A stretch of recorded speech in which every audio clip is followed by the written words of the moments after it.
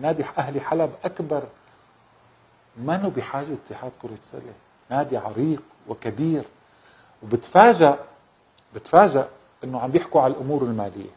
لانه حكيتوا على الامور المالية فانا حاحكي عن الامور المالية. بداية اتحاد كرة السلة الحالي بحاجة، مطالب نادي أهلي حلب ب40 مليون ليرة سوري عن الموسم السابق، وتم التواصل مع الأستاذ فراس معلة وعلاء جوخشي على أن يتم إرسال هذا المبلغ من الاتحاد الرياضي العام، ولتاريخه لم نستلمه. والأستاذ فراس حريص على كل الأندية، ساعد الكرامة بهذا الموضوع، وساعد الوصبة بهذا الموضوع، وساعد أهلي حلب بهذا الموضوع، وسابقا ساعد نادي الوحدة بمشكلة كرة قدم هيك بعتقد، وساعد نادي الثورة وكل الأندية السورية. فعندي 7 أندية طالبين، ونادي الاتحاد عم بيحكي على الأمور المالية. ثاني شيء، الكابتن عثمان قبلاوي لتاريخه عم بيرفض يشتكي على إدارة نادي الأهلي حلب لأنه هو أصيل، وخبرني امبارح أنه هو عليه من السنة السابقة التزامات النادي لم يسددها، وهي السنة عنده التزامات لم تسدد، وهو حريص على نادي أهلي حلب. امبارح كلمتني جيهان مملوك إلى رصيد 8 ملايين ليرة عم تتواصل مع نادي الاتحاد، وبعتت شكوى رسمية مشان نادي الاتحاد ولم يسدد.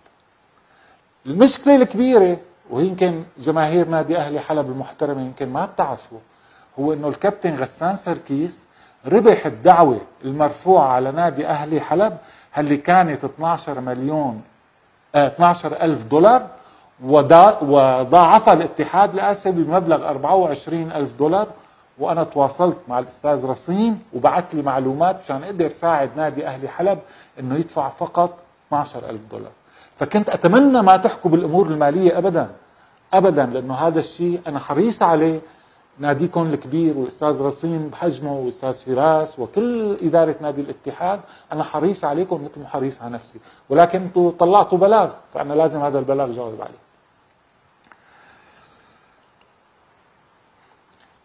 هل نادي أهلي حلب باسمه الكبير وبعظمته معقول يبعت كتاب يقول هو تعاقد بالدوري مع لاعبين معينين وهو معتمد على اللاعبين الأجانب؟ يعني هي لقيتها كمان، هلا هذا حقه، بس أنا اليوم ما بعرف شو تعاقدات نادي أهلي حلب ولتاريخه. حسب المعلومات اللي عندي حتى نديم عيسى ما أباط، واللاعبينكم اللي نحن المفروضين تبعتوا لي اياهم للدوري لهلا ما استلمتهم. ففي مشاكل بتخص نادي الاتحاد، ويمكن بتخص كل الانديه السوريه، كل الانديه السوريه عندها مشاكل، ولكن هذا الكتاب من نادي كبير ينبعث بهذا الوقت حسيته ما نو صح. تعديل جدول الدوري، لا انا ما راح اعدل جدول الدوري، اكيد انا معين انه ب27/10 هو بدايه الدوري، وقلنا بينتهي الذهاب ب 8/12 او 12/12.